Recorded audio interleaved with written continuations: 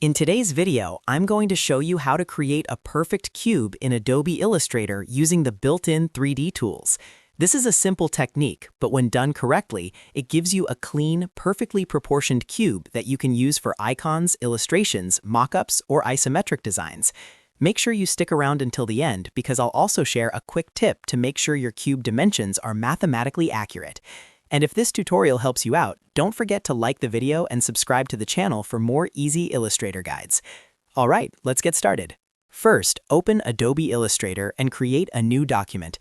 The size doesn't matter too much for this example, but I recommend using a standard square artboard so you have plenty of space to work with. Now, go over to the toolbar and select the rectangle tool. You can also press the shortcut key M on your keyboard to activate it instantly. Click and drag on your artboard to start drawing a shape. But here's the important part. Hold down the Shift key while dragging. Holding Shift constrains the proportions, ensuring that your rectangle becomes a perfect square instead of a random rectangle. This is essential because a cube starts with a perfect square base. Once you've drawn your square, release your mouse first and then release the Shift key. If you want to be extremely precise, you can click on the square and check the width and height values in the Properties panel. Make sure both values are exactly the same. For example, you could set both to 500 pixels. As long as the width and height match, you have a perfect square. Next, make sure the square is selected. This step is very important because the 3D effect will only apply to the currently selected object. With the square selected, go to the top menu and click on Effect. From the dropdown, choose 3D and Materials, and then select Extrude and Bevel. This will open the 3D panel and automatically apply a basic extrusion to your square. Now we're going to turn this into a mathematically perfect cube. In the 3D settings panel, look for the depth option.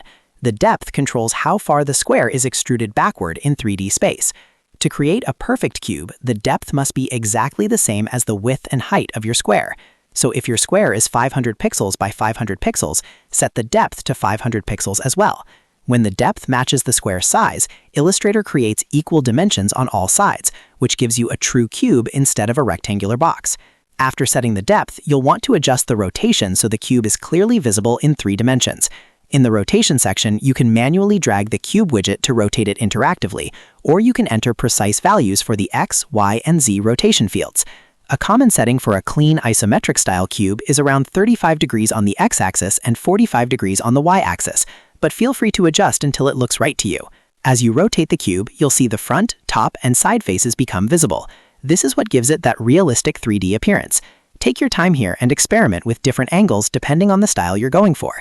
You can also adjust the lighting settings in the 3D and Materials panel if you want more depth and realism. Increasing the light intensity or changing the light direction can help define the edges more clearly. Once you're happy with how your cube looks, click OK to apply the effect. And that's it. You've created a perfect cube in Adobe Illustrator using the Extrude and Bevel effect. Quick bonus tip, if you ever need to edit the cube later, just open the Appearance panel and click on the 3D effect listed there. This lets you modify the depth, rotation, or lighting at any time without starting over. If you found this tutorial helpful, make sure to like the video and subscribe to the channel for more Adobe Illustrator tips and tricks. Thanks for watching, and I'll see you in the next one.